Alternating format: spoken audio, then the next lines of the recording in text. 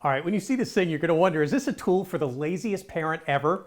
Or is it a tech breakthrough in childcare? I'm Kurt the Cyber Guy. Follow me at cyberguy.com. That's where my newsletter is free. It is called the Easy Way Kit, and it turns a regular stroller into an electric powerhouse.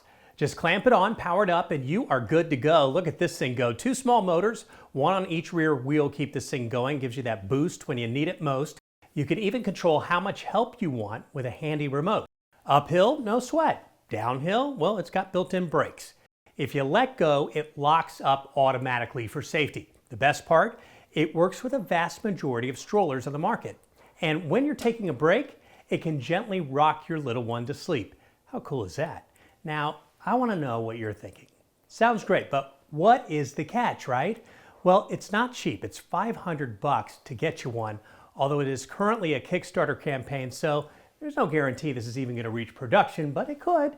More crazy cool tech like this at cyberguy.com, where my newsletter is free by clicking the little red button at the top when you open a browser and go to cyberguy.com.